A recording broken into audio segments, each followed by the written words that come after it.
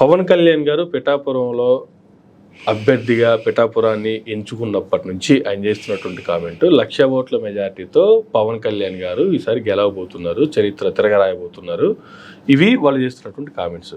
కానీ ఆ తర్వాత జరిగినటువంటి పరిణామాలు చూసుకుంటే స్టార్ కంపెయినర్లు అన్నారు, జబర్దస్త్ యాక్టర్లు అందరినీ తీసుకొచ్చి లేదా జూనియర్ ఆర్టిస్టులను తీసుకొచ్చి కూర్చోబెట్టారు. స్టార్ కంపెయినర్ అంటే కనీసం ఒక మెగాస్టార్ చిరంజీవి గారు రావాలా, లేదు ఆయనకి సపోర్ట్ చేసే అంతకంటే పెద్ద నాయకులు చుట్టుపక్కల రాష్ట్రాల్లో ఆయనకి ఫ్రెండ్స్ మంచిగా ఉన్నటువంటి నేతలు చాలామంది ఉన్నారు. ఇటువంటి స్టార్ హీరోలు ఎవరన్నా రావాలా?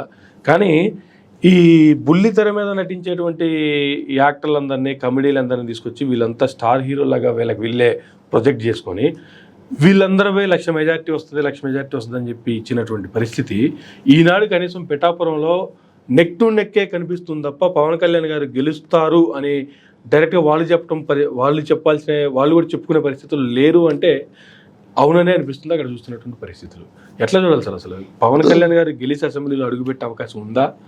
ఏం జరుగుతుంది సార్? మీరు ముందుగా పవన్ కళ్యాణ్ గారు 1,00,000 ఓట్ల మెజార్టీతో గెలుస్తారు అన్నారు. అసలు ఉన్న ఓట్లు ఎన్ని? ఆయన చెప్పిందే కదా, ఉన్న ఓట్లు ఎన్ని?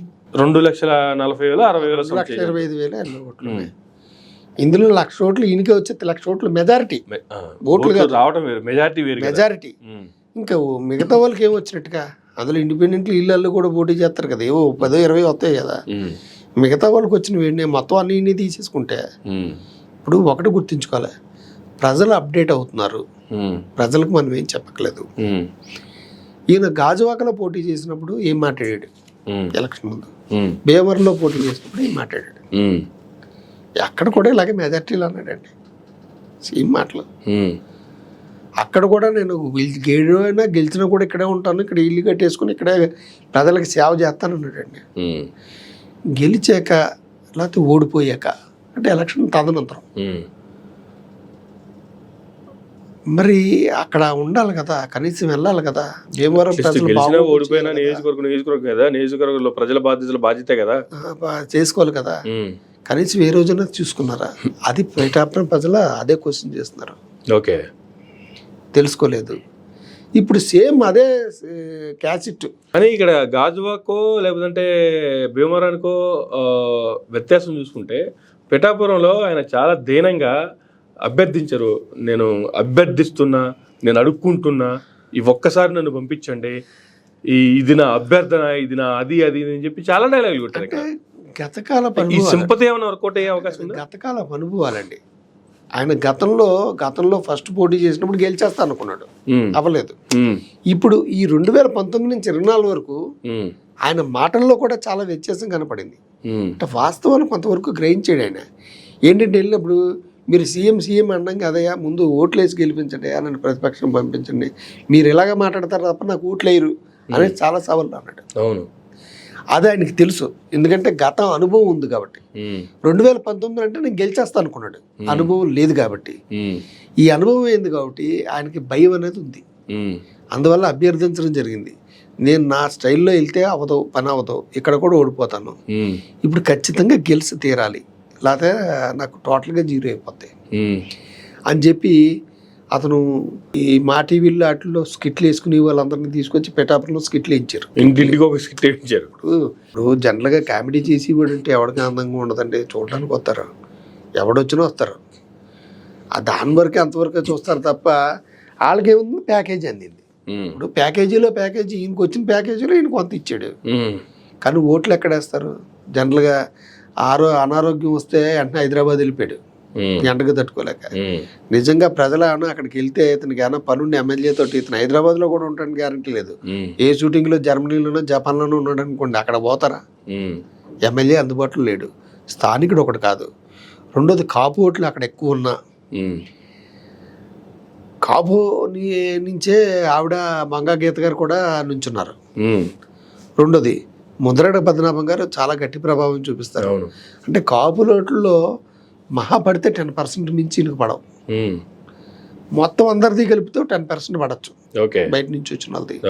అందువల్ల ఒకవేళ 1,00,000 ఓట్ల మెజార్టీతో ఓడిపోతాడేమో. మీరు neck to neck, tight to tight అన్నారు, కానీ అక్కడ ప్రజల అంటారా ఓడిపోవచ్చు.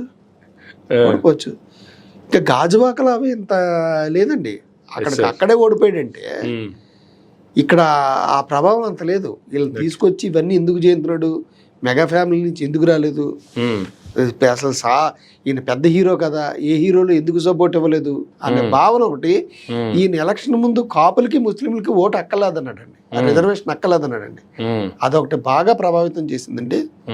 దానివల్ల ఈయన కొంచెం ఎక్కువ మెజార్టీతో ఓడిపోతాడంట. లక్షాన్ని కాదు కానీ బాగా మెజారిటీతో ఆవిడ గెలుస్తుంది. కానీ పవన్ కళ్యాణ్ ఓటమి అయితే గ్యారంటీ అంటారు. Guarantee guarantee. అసలు ఏమాత్రం హోప్స్ కూడా లేవు. హోప్స్ లేవు, గెలిచే ఛాన్స్ లేదు అక్కడ. ఓకే, మీరన్నట్టు పవన్ కళ్యాణ్ గారు ఓటమి చెందారు అనుకుందాం. ఇక తర్వాత జనసేన పరిస్థితి, అసలు పార్టీ పరిస్థితి ఏంది, పవన్ కళ్యాణ్ గారి పరిస్థితి ఏంది? ఇప్పుడు అందరూ అదే అంటున్నారండి. ఇప్పుడు అతనికి వచ్చి డోకా ఏమి లేదండి. అతను సినిమాలు చేసుకుంటారు, లేదంటే ప్రశాంతంగా సాగిస్తాడు. అది ఓకే, అలా కదా పార్టీ ఉంటుందండి. చంద్రబాబు నాయుడు గారు ఉన్నంతవరకు పార్టీ ఉండాలి. ఎవరు నమ్మాలి? ఇంకా పార్టీ ఉన్న ఉపయోగం ఎవరికి ఉపయోగం? ఏమని నమ్మాలి? ఆయన ఎప్పుడంటే ఆయనకి ప్యాకేజ్ అందనప్పుడు పార్టీ క్లోజ్ చేస్తాడు. కనీసం ప్యాకేజ్ ఇచ్చే పరిస్థితిలో చంద్రబాబు గారు ఉండాలి కదా. లేదనుకోండి, అప్పుడు క్లోజ్ చేస్తాడు. ఓకే, ఇప్పుడు ఆయన పెట్టింది చంద్రబాబు నాయుడు గారు పెట్టించారు అన్న విషయం ప్రజలకు అర్థమైంది. ఆయన చెప్పినట్టుగా నడుస్తున్నాడు. ఎందుకంటే ఆయన ఇస్తున్నాడు కాబట్టి, బాస్ చెప్తున్నాడు కాబట్టి ఇతను చేస్తున్నాడు. ఆయన ఇచ్చాడు కాబట్టి చేస్తున్నాడు. ఆయన ఓడిపోయడానికి నష్టం ఏంది చెప్పండి? ఇప్పుడు ఆయన ఓడిపోయాడు, ఆయన నష్టపోయాడా? హీరోగా ఆయనకు రావాల్సిన డబ్బులు ఆయనకు వచ్చినాయి. ఇప్పుడు నిలబడపోతే ఇతను ప్యాకేజీ పక్కా కన్ఫర్మ్ అయిపోద్దని నిలబడ్డాడు తప్ప గెలిపోవటంతో అతను సంబంధం లేదండి. ఓకే, అతను ఓడిపోయినా పట్టించుకోడండి. అతను మొన్న ఇంటర్వ్యూలో ఎప్పుడో చెప్పాడు, నేను మా బాబుకి ఏదో పాలు పడుతున్నాను. రాష్ట్రం విడిపోతేనే 11 రోజులు నేను అన్నం కూడా తినలేదు, నేను ఫామ్ హౌస్ లో అలాగే పడుకున్నా అని చెప్పినటువంటి పవన్ కళ్యాణ్ గారు. ఇప్పుడు రిక్షా ఓడి సినిమాలో చిరంజీవి రిక్షా వేసుకుని వెళ్ళాడు. ఇప్పుడు మామూలుగా నిజ జీవితంలో హైదరాబాద్ లో రిక్షా తొక్కమంటే తొక్కుతాడా? ఆయన ఎక్కడికి నుంచి అక్కడికి వెళ్ళినా ప్రత్యేకమైన విమానంలో ఉన్నాయి వాళ్ళకి, వాళ్ళు వెళ్తారు. ఇవి నటనకి సంబంధించిన డైలాగులు ఆయన ఏముండవు. ఇప్పుడు ఆయన గత ఎలక్షన్లో చెప్పాడు, నేను ఓడిపోయినా కూడా అసలు ఏమీ పట్టించుకోలేదు అన్నాడు, అక్కడితో వదిలేశాను అన్నాడు. ఇక్కడ అంతే, అతను పట్టించుకోడండి. ఇప్పుడు ఇప్పుడు చంద్రబాబు నాయుడు గారు అనుకోండి బాధపడవచ్చు, కుంగిపోవచ్చు, ఇంకోటి అయ్యవచ్చు. ఎందుకంటే వాళ్ళకి పాలిటిక్స్ అన్నది ఫుల్ టైం వర్క్. ఇతను politics part timer. Okay, election 2 నెలల ముందు ప్యాకేజీ బాగా పడితే ఆ సినిమాలు వదులుతాడు, దీనికి వస్తాడు. సినిమా షూటింగ్ అయిపోతే ప్యాకప్ ఎలా చెప్తారో, ఇది అయిపోగానే ప్యాకప్ చెప్తారు. మీరు అనుకుంటారు ఏంటంటే జనసేన పని అయిపోయింది ఇది అదనేసి. ఆయన పని ఉంటే ఏంటి, పని అయిపోతేనేటి. ఏదైతే ప్యాకేజీ ఇస్తే ఓపెన్ చేస్తాడు, ప్యాకేజీ ఇవ్వకపోతే క్లోజ్ చేస్తాడు. ఆయన పరిచయాలు ఆయనకు ఉన్నాయి కదా. ఇప్పుడు ఢిల్లీలో ఏదో పని కావాల్సి వచ్చింది అనుకోండి, ఆ మోడీ గారి దగ్గరికి వెళ్ళి నమస్కారం పెట్టుకుని అపాయింట్మెంట్ తెచ్చుకోగలడు కదా, పని చేయించుకుంటాడు కదా. ఇప్పుడు ఆయన చిన్న చిన్న పనులు అయిపోతుంటాయి సెంటర్లో, అంతే. అది చూసుకుంటాడు తప్ప మళ్ళీ వస్తాడా లేదండి, ఎలా కలిసిపోద్ది జనసేన అందరూ బీజేపీలో. Thank you sir, thank you very much అండి. ఇదండి ఈనాటి ఇంటర్వ్యూ. మరొక ఇంటర్వ్యూ మళ్ళీ కలుద్దాం. చూస్తూనే ఉండండి మైరా మీడియా.